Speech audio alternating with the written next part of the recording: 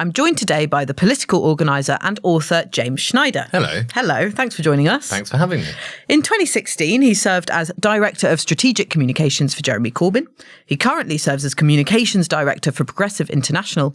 And as of this year, he was involved in the founding of the emerging Left Party, your party. But let's talk about your role in that first, James, because you've actually stepped back from that. Can you explain a bit to our listeners your involvement and what you've decided since then? Yeah, sure. So I ran Jeremy's campaign for Parliament last year, which was great, and obviously we had an excellent win, and that was a lot of fun. And then from that point on, was working with other people towards forming a new party, which has been an interesting and a long process with many twists and turns, and I've learned a lot about things along the way. And now that's almost up and running. You know, we're getting towards the conference. But everybody who's been working on it, myself included, when I was working on it, was all a volunteer. And I have, as you read out before, I do a number of different things. And so about a month ago, I stepped back from spending quite so much time on it. So I'm not so fully involved now. But we're grateful to have you on because you can talk our listeners who are very interested in this new project through sort of how it's been created and the challenges and opportunities for it as well. Sure. So we will talk a bit about that, but with the knowledge that you're not a spokesperson for this Quite party. Right, yeah. So you've been working on these plans for, I think you've said before in previous interviews, for a year for a new left vehicle. Is that right? Yeah, since shortly after the general election last year. Yeah, there were people who wanted a new party and Jeremy to lead a new party in the previous parliament. And I always thought that was not where the opening was. And Jeremy also thought the same thing, as you can see, because he didn't found the new party then. Yeah. And I thought that sometime between 6 and 24 months into the Labour government, which would go very badly, they would do very little to improve people's lives, and that would create a large opening. Now, that's happened at the kind of shorter end of that 6 to 24 month spectrum, but started straight away pretty much after the last general election, seeing how a new party could be brought together. And as I said, that's had lots of different twists and turns. It's a non-straightforward process starting a political party if you don't have one of three or more than one of these three conditions, which make it a lot easier. Either you have a hyper leader who says, this is what we're going to do, and everyone follows. So, for example, Jean-Luc Mélenchon in France, who left the Socialist Party, he founded the Parti de Gauche. He could just do that. And then when he decided that the Parti de Gauche was no longer the correct vehicle, he just announced that they're going to create La France Insoumise, and that creates the party. Yeah. We don't have that kind of leader. And of course, that kind of leadership cuts both ways. It makes things easier to start, but it can also cause other problems down the line. Now, Jeremy's very much not like that. He's much more democratic.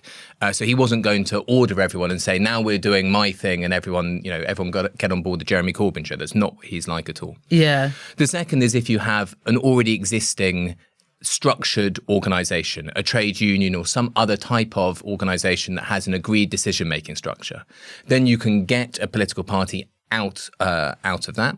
And obviously we don't have that, or you have a small group of people with a very high level of alignment around everything, not just what the political positions are, but the fundamental political strategy and operations. And we haven't had that on the left either. It should be no surprise to New Statesman listeners that the left can be a slightly disputatious place, and getting people all on exactly the same page can be difficult. So it's been a long process.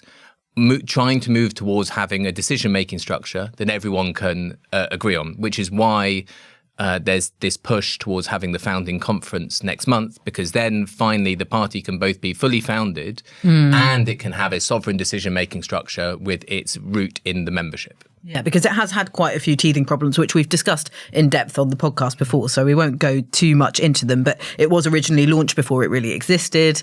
There's been recent confusion over membership sign-ups and payments. And do you think sort of those are symptoms of the fact that it didn't have those three conditions that you've just been talking us through? Or, is this more personality-led problems? Well, I think those two things go together, actually. I think in those structural conditions that I laid out, I think both people's personalities and how they interact with each other, that becomes more important basically than it would in other conditions. And so that's caused some challenges, I would say. And also when you have the conditions where you don't have a full decision-making body that everybody accepts, things can tend to go a bit around in circles, and that leads to frustration and sometimes to perhaps rash actions. So these are teething problems. Now, I hope, and while I think it's fair to say that for people involved, not just the people closely involved, but for hundreds of thousands or perhaps in the low millions of people around the country who are excited about this, who want something different, these teething problems, as you put them, have been quite painful. And they really have. But my hope is that once the party is actually set up, it has democratic structure, has decision-making structure, I hope we'll view this slightly difficult launch period a bit like you view your GCSEs. They were incredibly important when you were taking them. They were all-consuming. You really want to do them.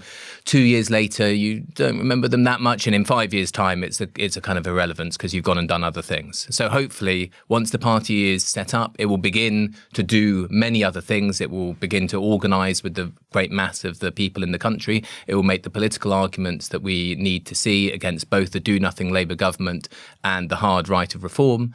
And that will change how people think and feel about the party. Okay. And potential future flashpoints coming up are a leadership election. We've just published a story on the New Statesman website based on the draft founding documents of the parties that suggest there'll be one leader rather than a co-leadership structure. That could put members in the position of choosing between Jeremy Corbyn or Zara Sultana, for example. I'm not saying they're the only people who might be up for it. Could that be a problem? Could that alienate sort of one faction of this movement?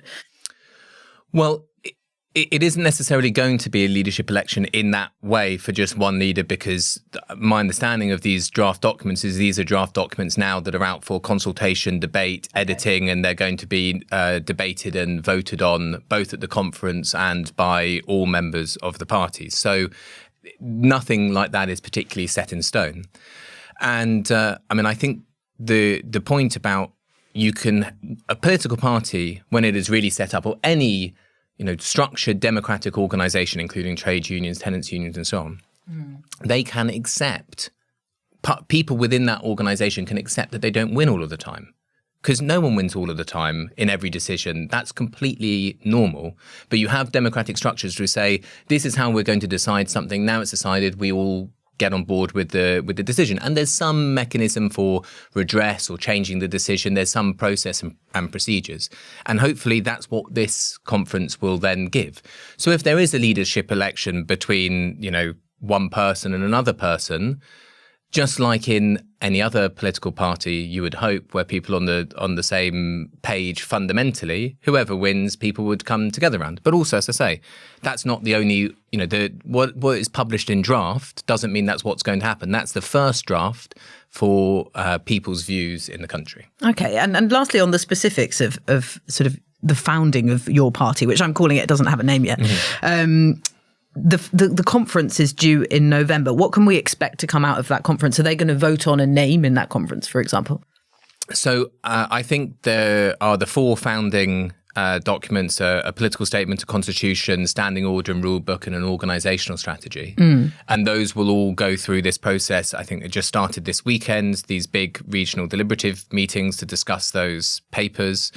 Then they will be amended and edited. Eventually, the delegates to the conference will be able to amend it, debate, vote, and then it will go to all-member vote online for each of those things. So at the end of it, the party should have a political statement. What's it about? It should have a constitution that governs it. It should have rulebook and standing orders, and it should have an organisational strategy that governs it for the next year, says this is what we are now going to do, basically setting it up so it's ready to rock and roll. Yeah. Okay. Brilliant. Thank you so much for taking us through it.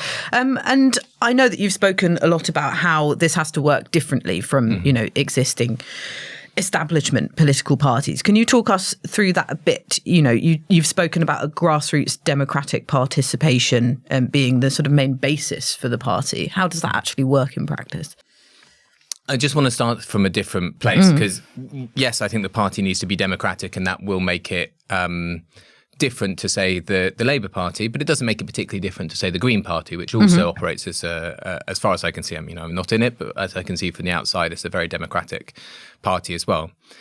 I think the single most important thing the party needs to do is recognise that we are at the end of 50 years of massive counter-revolution, which has wiped away huge amounts of built-up democratic working class power and organisation throughout the country.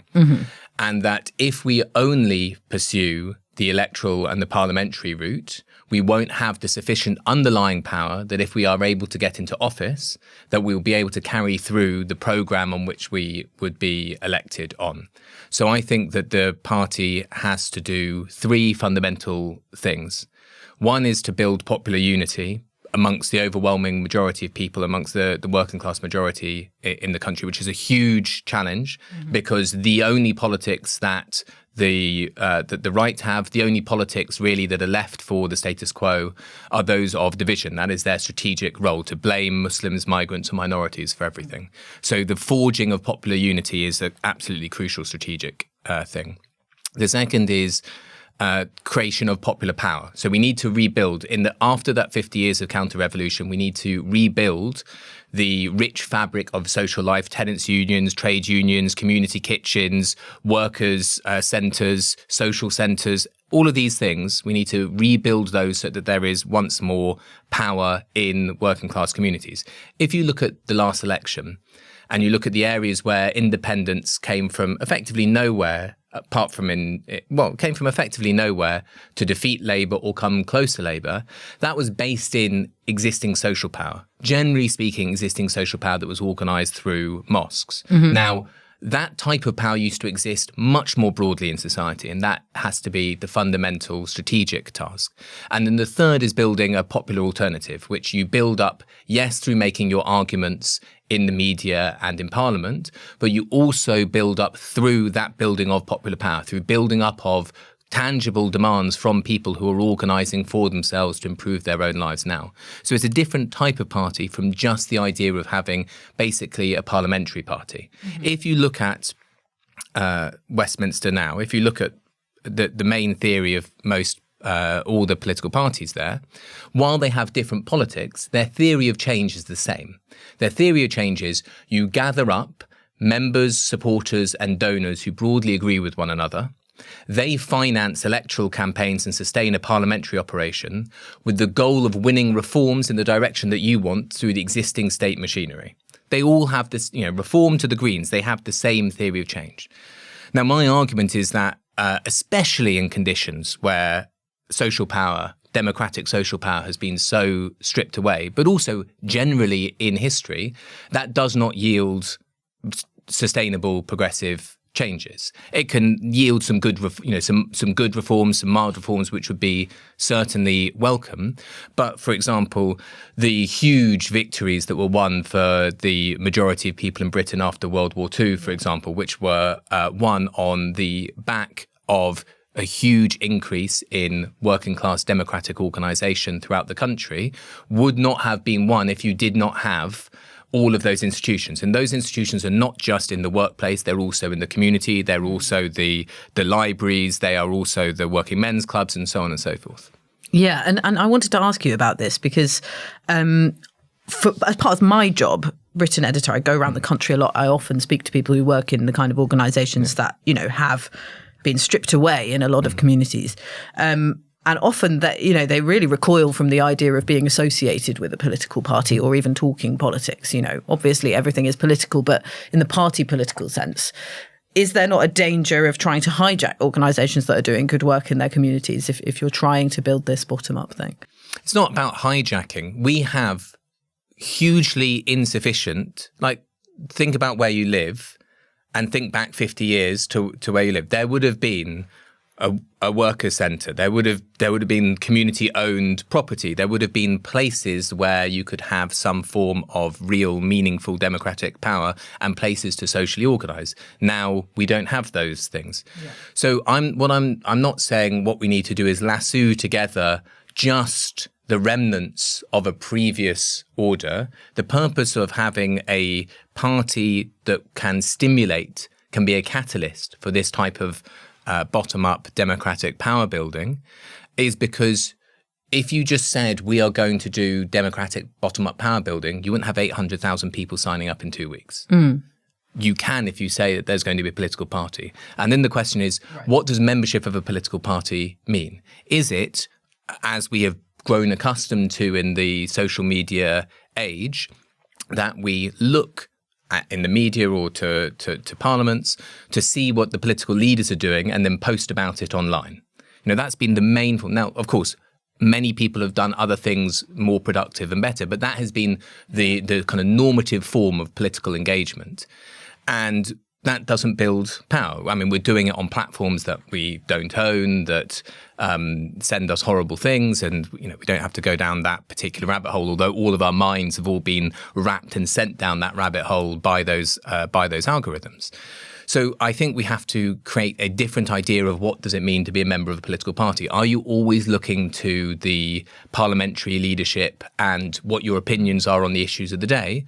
Or are you organising where you are with other people who have similar issues to build power in a sustainable way?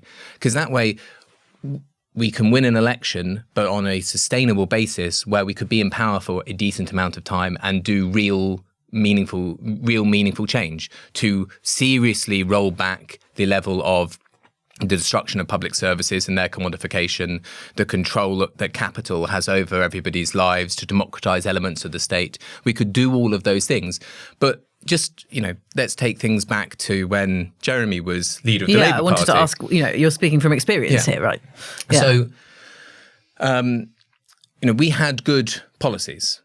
2017, 2019, this was a good programme for change in Britain. If they'd been carried out, the lives of the majority of people in Britain would be better. But the idea that we'd be able to carry them all through in the state without enormous pushback and therefore without the need for enormous levels of mobilisation and organisation from popular democratic forces is completely for the birds. When there is I remember laughing endlessly before the last election at all the professional politics understanders. I won't name any names, but some of them may occasionally sit in this studio. And all of these professional politics understanders were saying, well, Labour, they're being very cautious. They don't want to drop the Ming vase, but just you see, when they get into government, the real Keir Starmer's radicalism will come out, etc. And you say, has there been any political party basically in history that has been more radical in office than it has been in opposition? No, because the huge weight of pressure is mainly coming from the ruling class side, through the media, through corporate lobbyists, through all of these things. So the idea that you can just win elections and through a supposedly neutral civil service, carry out left technocratic reforms that are going to change the country is not right. You need a much more active process. I tell you that there's I remember this very vividly because it was one of the moments where I thought, oh my God, we're in trouble. In 2019, during the Access talks, so that's when the opposition get to go and speak to the senior civil servants about their agenda. And one senior member of staff went to go have those talks and came back, and I asked them, how was it? And they said, I think the single stupidest thing I've ever heard a human being say, which is, it was fantastic. They are so excited about carrying through our transformational program. And you think, oh my God. I mean, you've just had the world completely pulled over your eyes, and you have to be, very firm. And unless you have huge numbers of really singular and impressive people, huge numbers, fighting back on that cannot just be done by the people. It needs to have a huge movement. You get occasional things like in 2017 when John McDonnell went in for those Access talks, he's a singular impressive individual, went in for those Access talks and he said, we're going to have an emergency budget. I need you to prepare it. It would happen, in X weeks, and here are the key measures we need to do. People need a respite. They said, oh, that's very difficult. we've got this bill. Have you considered this? We could just do this one for you. And he obviously looked at it, and it was what they prepared for Theresa May and what was his name? Fiscal Phil. What was his name? Phil Hammond. And obviously he said, no, this is ridiculous. We're going to do the thing, blah, blah, blah. But in order to then force that through, you need to have a huge organised democratic power in society. Right. Okay. Brilliant. Thank you. And let's just look at the current political landscape. Reform UK seems to be the main viable alternative to Labour or Tories in voters' eyes at the moment. Mm-hmm. Is there anything that this new left vehicle could learn from Nigel Farage and Reform, do you think? Beyond have a simple story, not really. I mean, Reform and the kind of greater reform, it's not just the private company owned by Nigel Farage and the kind of rotating cast of MPs when they get kicked out or not kicked out or cross over from the Tories or whatever. The greater reform, large sections of the media ecosystem and a number of pundits and so on. They have a very simple argument that the economic problems that you face, they are real. Your wages really haven't gone up. You really can't get a GP appointment. Your energy bills are really going up. This is genuinely really bad. And it is all the fault of Muslims, migrants and minorities. And they present that as an economic argument. Of course, there's a dog whistle and sometimes very loud dog whistle towards racism. But the main argument that they're putting forward is an economic argument. Now, the reason why that's doing so well is that argument is up against the Labour Party's argument, which is, no, actually everything's fine and it's getting better and all you need is more delivery. It's the kind of Sunak-Starmer continuity government. Same point, same thing, delivering nothing apart from polling numbers to reform. In response to that, you need from the progressive end of politics, and Zack Polanski has started doing it and is doing it very well, you need to have a very simple argument, which also happens to be the truth, that the reason why things are getting worse for the overwhelming majority of people is because those at the extreme top have taken everything. And you can show that in the wealth of billionaires, in profit levels, in what multinational companies are doing, in the profits of energy giants, and so on and so forth. And that, I think, is the only thing that you particularly want to learn from reform. I think often there is an attempt on the left to look at things that the right have done and gone, well, if only we did that exact same thing. And the problem is you're playing in a completely different position. The right and the centre they wish to maintain the fundamental coordinates of social rule. They want things to not particularly change very much. Of course, they will like people with different coloured ties to have ministerial boxes, and they like their pet projects to go more in this way rather than that way. But the fundamental coordinates of society, they want to maintain the same. Now, the centre think they keep them the same by sort of just going, yeah, everything's fine, we'll just keep on going. And the right think they have to the further right keep everything the same by deepening and intensifying existing inequalities. But then if you wish to change that structure, it's not just a question of engaging on the level of political communication, which of course you have to do. You have to do it on the fundamental level of power. And the fundamental level of power that ordinary people have, the only one that we really have, is to organise together in democratic organisations, trade unions, tenants unions, community organisations, whatever it is, to build up power to take on the entrenched power that the tiny few have, who have a whole set of different mechanisms. There is no progressive democratic media, or it's very, very small, whereas the billionaire media is enormous. People's media tiny, billionaires' media enormous. Now, given that politics is played through communications substantially, the idea that you can just do the same thing as the right when the field is tilted in a totally different direction is wrong. I did want to ask, the basis of the strategy that you've been laying out. You've said that you've identified 3 constituencies for this new party to focus on: the asset poor working class, downwardly mobile graduates and racialised communities. How did you break down the demographics in this way? What's the thinking behind that? So those 3 groups, this is not to say that any party should only focus on these particular social constituencies which have enormous overlap amongst each other. of course, but they should be the core that a social majority is based upon. So the first starting point, and some people will just say, no, it's just working class, right? It's just working class. And in a way, I am saying that, but that the working class is not a static object. It is something that is always in construction and deconstruction. And what we have had for the last 50 years is a big process of class deconstructing the things which make the working class for itself, as in working class power, not as a question of identity, but as a question of collective power that can be brought to bear in a democratic way.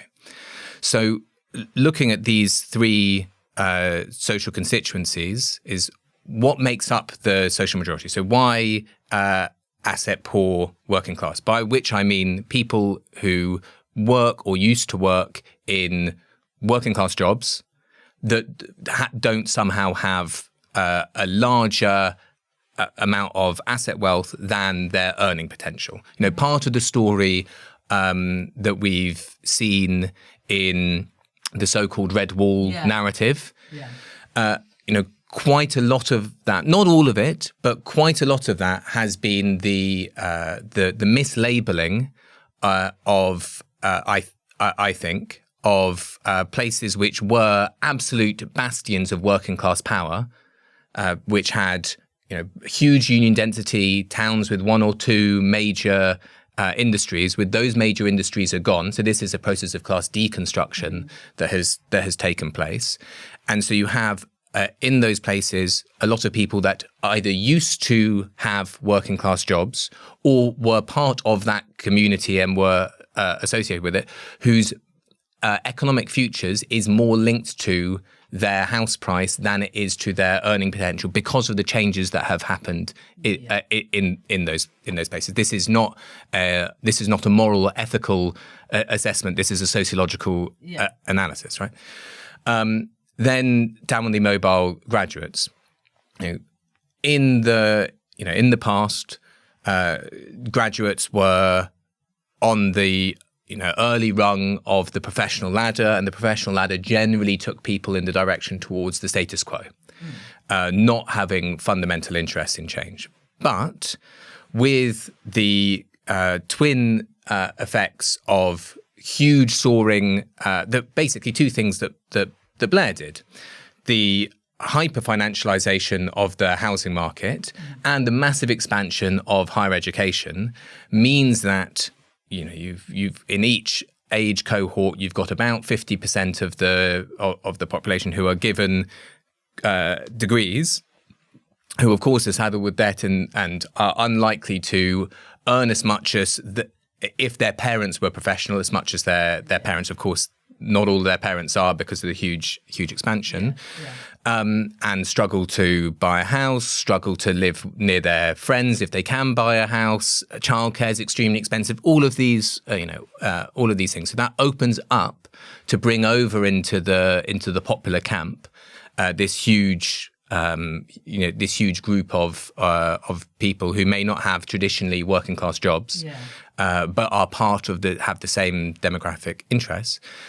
And of course, there's crossover between those two. And then the third, racialized people, who, of course, disproportionately are represented in both those two former categories, but also have a particular interest in allying with this popular bloc because the main strategy for the ruling class to continue its rule now, because it has no idea how to improve people's lives, is that of division. And therefore is that of racism, of attacks on migrants, Muslims, minorities, and so on. So those three groupings, I think, can make up a sociological majority and could make up a social majority. Also, in an electoral sense, you can target particular constituencies where those three groups make up a supermajority, a big supermajority, and there are a lot of those in England. So you could have you could envisage circumstances where a well-focused, well-organised, well-directed strategic party was able to make both quick organising inroads in some places and fairly quick electoral inroads. This is a bit of a crass question, but do you have an idea of how many seats that sort of situation could possibly work in? I've heard that there's, I've heard rumours of targets of 50 or so seats with those conditions. Sure. You always, with seat targeting, whether that's for social targeting or for electoral targeting, you have a kind of core and a stretch, right? So you could say the core might be 50, the stretch might be 150.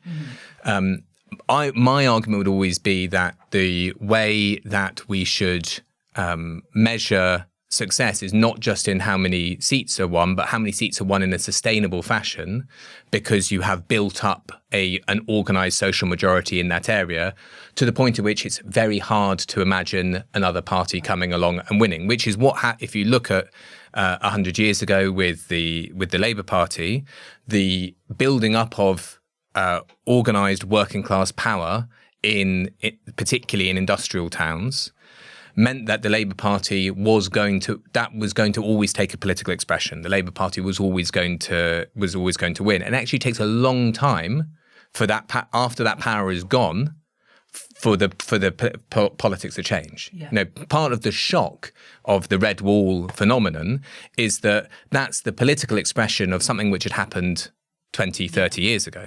It's like a star dying, you still see it in the sky before it dies. Let's go back to those groups that you were just talking about, because we have seen a little bit of the potential tensions between trying to represent different communities in your party. So differences between Zara Sultana and her fellow Independent Alliance MP Adnan Hussein over trans rights. And also there's been a bit of a tension over landlordism as well. Shocker Adam, when I interviewed him, another one of the Independent Alliance MPs, said they shouldn't be the party against landlords, and he is one, along with Ayub Khan. So how do you reconcile these potentially different values, different outlooks on life within the movement? So I'll take the landlord point second, but to start with, going back, I said that of the three main strategic goals of the party, its acts of construction are to construct popular unity. So there are obvious cleavages, cultural and social cleavages among the social majority, which are going to be attempted to be exploited by its opponents, always. And also, people from within the coalition will also naturally spark off against one another. So that has to be actively constructed. You have to work very hard, I think, to bring together the different groups. On the issue that you particularly raise with trans rights, I think the way in which you hold that big majority is you make our politics being against prejudice. Prejudice is a strategic weapon of the ruling order. They use it in a very clear, very effective way. And we have to be opposed to prejudice as not only for moral purposes, not only because it is the right thing to do, not only to defend people who are under attack, but as a fundamental strategy to win. And I think the thing that you have to say is let's say a Muslim or a Christian with more traditional views, let's say a Muslim with more traditional views, does not have to hold all of the same views on gender as a trans person does, just has to recognize that the same forces which are spewing Islamophobia are the same forces which are spewing hatred against trans people, and that they have to stand fundamentally aligned to one another. This is about alliances, this is about shared interests, this is about shared strategy. It's not trying to say that everybody has to agree with everything else. That's a fantasy. It's never happened. There's never been a mass democratic movement that has become powerful where everybody agrees on every issue. It's not possible. But I think those things can and must be held together through articulating an extremely firm politics against prejudice. And we've seen this at different times beforehand, political leaders doing this in a way which doesn't compromise their personal belief system, but has them playing that collective role. So you've seen in the past, for example, people who are socially conservative Catholics who themselves will be opposed to abortion, but will vote in favour of abortion rights because they personally wouldn't do that, but they don't think the state should intervene. And I think we can look at ways like that. And the more that our politics, this goes back to the point about building power and building power in person with people in places where they live and work, you can have that conversation much more easily. The problem is if our conversations and our politics is mainly being mediated on Twitter, which is algorithmically designed to rage farm and designed to not bring together consensus, we're just deepening the same dynamics that we already have. What has happened to the left in this last 50 years of counter-revolution is through smashing mass working class organisations, the left has then been squeezed back into academia and NGOs. And part of the problem of being squeezed into academia and NGOs, and this is not against people who are academics and not against people who work in NGOs who do very good work, but structurally, the incentives in academia are towards making the more radical point from someone else. It's the small points of difference that you succeed. And in NGOs, it's being able to simultaneously say a radical thing, but perhaps not particularly do a radical thing because of your funders, or to have a more radical discourse than another one, which is not about building majoritarian power. So we need to be, I think through the process of building real power in real people's daily lives, through building tenants' unions, through community kitchens and so on, some of those conversations will begin to happen and reshape the way in which we think about our politics. Right, okay. And I wonder, what lessons do you draw specifically about that from your time working for Corbyn's Labour? I know that there was, a drive to try and embed these community organisers in certain places.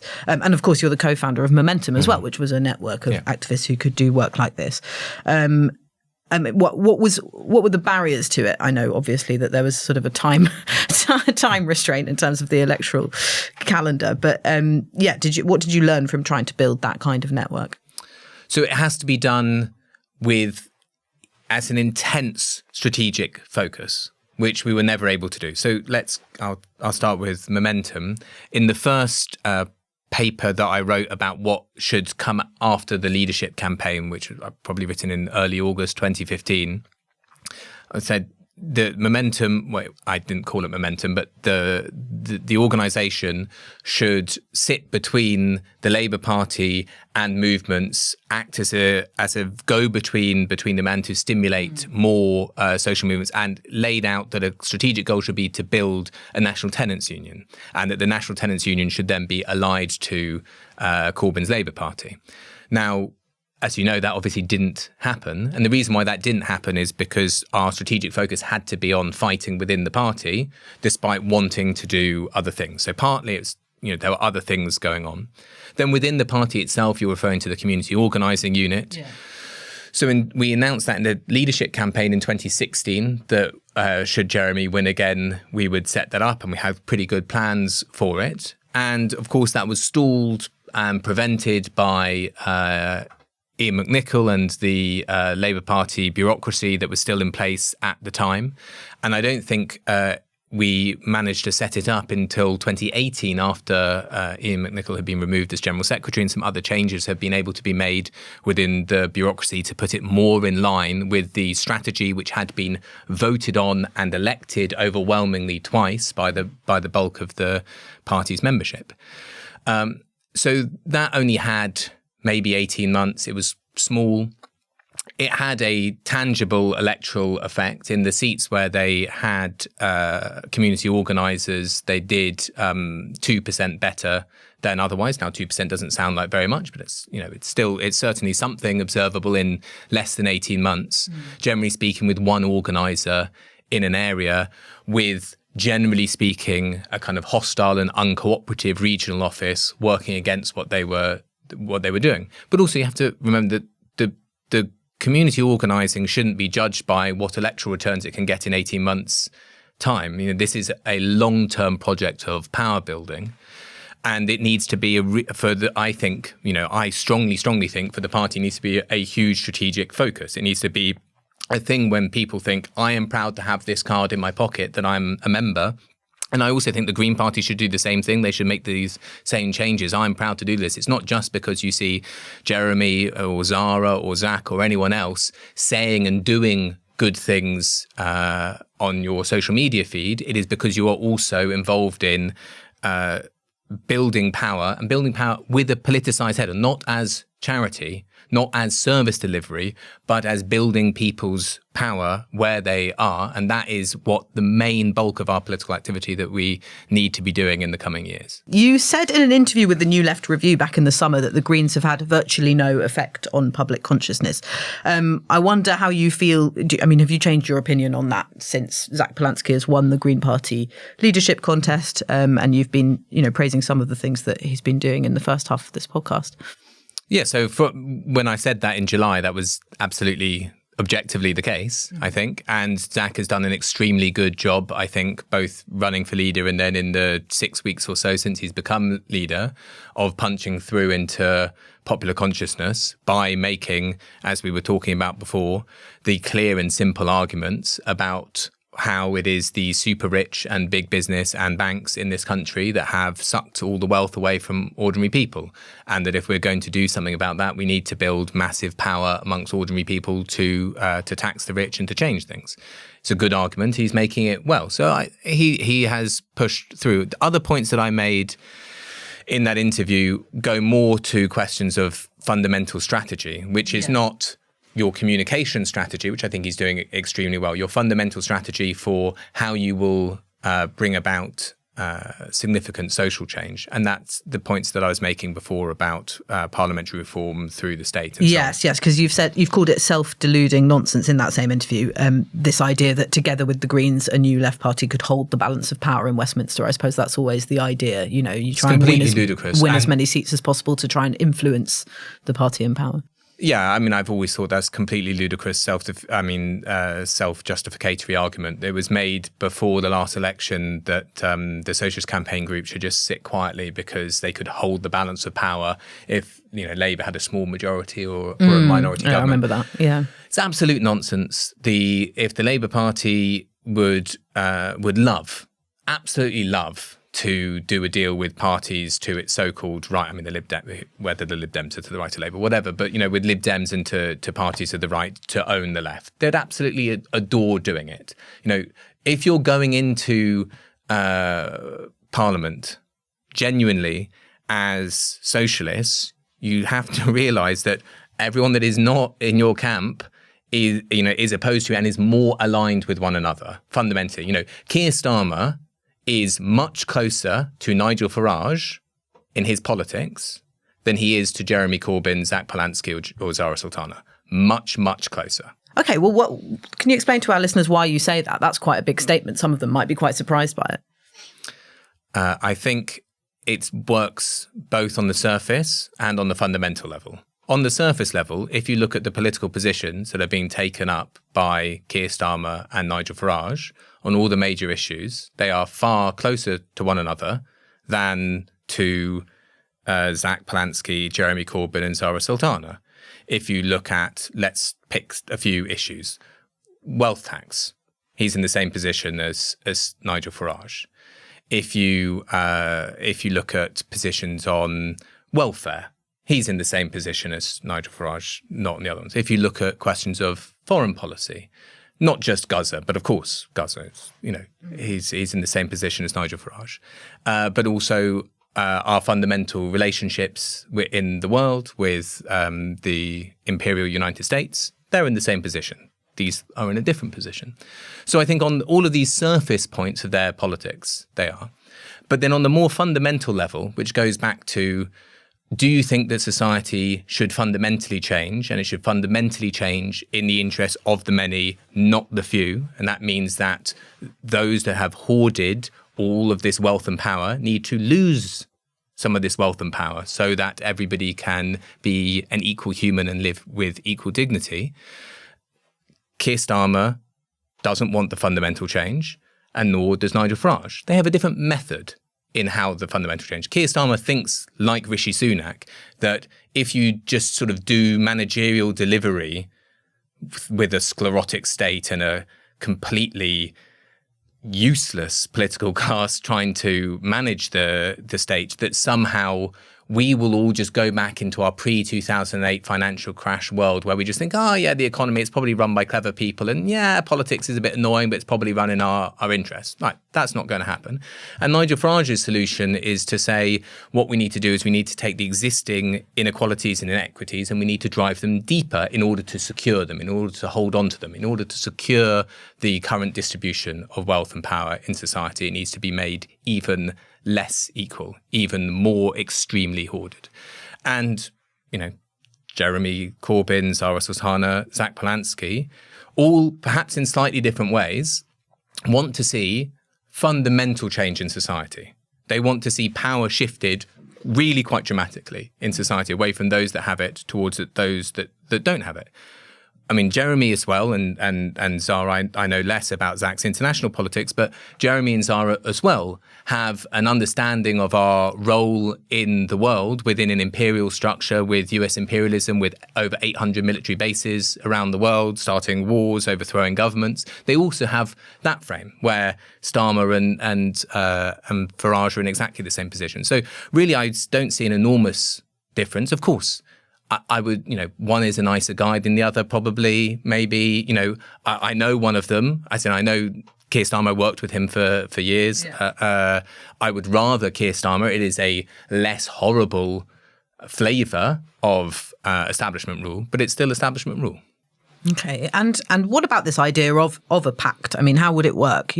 Should there still be two separate parties, the Greens under Zack Polanski and this new left party under, whoever wins that election, if there is a leadership election? Or should they exist as two separate entities but work together? What do you think? What do you think would be the best way for them to interact? So I've said from the beginning that I would really like to see an electoral pact between the two. I think that they speak to slightly different constituencies. Yeah. I think they could be more than the sum of their parts.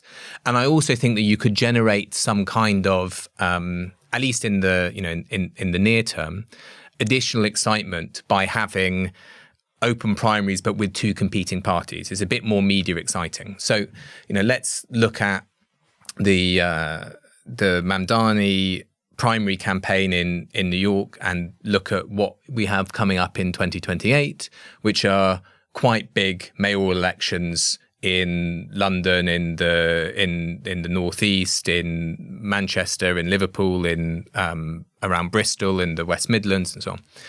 Now, you could, all of those places, if we're going back to where is there a supermajority, sociological majority for a kind of popular bloc, it's in those places.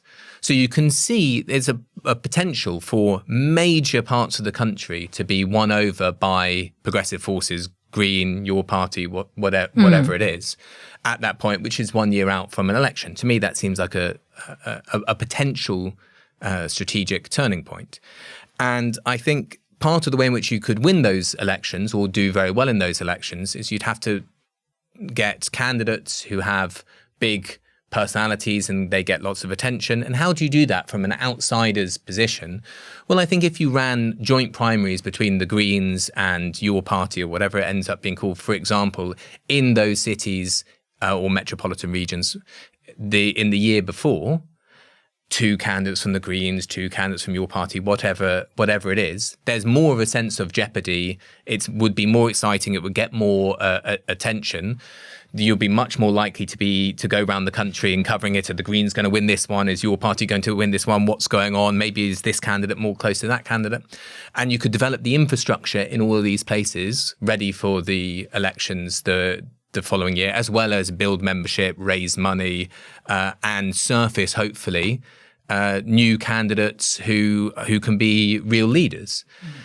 So I think there are exciting potential things. The longer term scenario, who knows? I mean, it's too hard to predict what would happen that far in the future. But I think, it seems to me odd, the idea that at the 2029 election, you would have in winnable seats two parties who are more similar to one another than they are to any other party running against each other.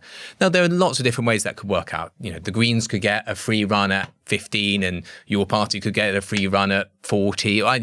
Who knows? And then you could do joint primaries for an extra 50 or 100 or whatever it is. And then for the rest, you both run paper candidates perhaps, or maybe only the Greens run paper candidates. I don't know. There are lots of different ways in which you can do that. And I think the chance of doing politics in a different way is itself quite exciting and quite a positive thing. That's interesting. I do wonder whether some of our listeners might ask, who are trying to decide, between which of these parties to support, why not just have one? Is it not a bit confusing? Would a joint primary not necessarily work in terms of, surfacing the divisions within the left in this country, for example? Maybe that might be a bit confusing or off-putting. Well, I mean, you're going to have primaries for the candidates within the parties anyway. Yeah. It's either going to be a process which people don't really know about, don't hear about, and don't engage with, or it's one that has the potential to grab some attention and surface a powerful candidate. I would rather take the risk and go for the second one. Right. On the why isn't there just one party point, and we have to deal with the world as it is. There isn't just one party. There was the Green Party existed. And for huge numbers of people on the left, they looked at the Green Party and thought, I just don't think that's going to do the thing. For whatever reason, I don't think it's going to do the thing. Now, that huge number of people on the left might be a slightly smaller huge number of people on the left after Zack Polanski's done a good job starting off as leader. But still, there are lots of people on the left going, I don't think that's the right thing. There'll also be other people on the left who go, I'm not sure about this new party thing. It's not quite going in the way in which, I'm not so sure. So let's go with the Greens. And I think for now, that's fine. I mean, also, Zack is a grown-up, Zara's a grown-up, Jeremy's a grown-up. They all get on. It's, I think that's all fine. Maybe one day that will all come into one political vehicle. Maybe it won't. But I think electorally, you want to get to a position where at the next election, things are basically down. There's a progressive bloc, there's an establishment bloc, and there's a reactionary bloc, and the progressive bloc needs to be united. Right. Okay. Brilliant. Thank you. And you mentioned Mamdani earlier. I just wondered what you think can be learned from his campaign, or, is there a danger of sort of perhaps putting too much emphasis on this idea of the need for a charismatic leader or charismatic character? So, yes, obviously, we can overread into, and always do overread into, any level of success. And while Zohran Mamdani is obviously a very charismatic and skilled politician, he's very good at speaking, he's very charming, his candidacy came out of the Democratic Socialists of America in New York structure. He learnt how to campaign, going through a series of other campaigns, working on different campaigns in that structure. He's not the only candidate that's ever come through. So they have a structure that generates the kind of skilled political leaders like he is. Now, I'm not saying that he's got everything right. There are some things that he has done, particularly since winning, that I disagree with. But it's extremely exciting that someone who has broadly progressive politics and is not afraid to say them. It could be the mayor, or is, I think, odds on to be the mayor of the imperial city of the world. It's pretty good. Yeah, and just lastly, because you know Corbyn well, you've worked for him for a long time. He'll be 80 at the time of the next election. Do you think, could he be up for the job of being the leader of this new entity? What do you think, sort of personally? What's your personal opinion? I don't like to look too far into the future. I think that the role that Jeremy was always going to play, especially if you know him and the things he thinks about. He's not a big ego guy. He's not desperate to be the dictator telling people what he wants to do. But he knows that something quite remarkable happened when he was leader of the Labour Party. For the first time in our lifetimes, there was a genuinely progressive alternative that could have formed the next government, and that has raised the expectations of millions of people, and that needs to be given political shape and political form, and that's what he is committed to doing. The role in which he plays in that, I think, for him always, especially because he's movement first, ego second type person, is always a secondary issue. Right. He clearly has a very important role to play. He has the biggest national profile. He has the biggest level of authority. He also just has a phenomenal track record of being on the right side of history on basically every single question for 50 plus years. He isn't suddenly going to zigzag and veer off in a bad direction. And there's a lot of value in that. It's part of the reason why when he ran for leader in 2015, and again when the party was announced this year, almost everyone, of course not everyone, but almost everyone on the left went, yes, I trust that, I'm in some way, because and he will have that, he will have that forever. That doesn't mean that he needs to be the parliamentary leader or whatever, but he has an absolutely vital role to play, I think, going forward.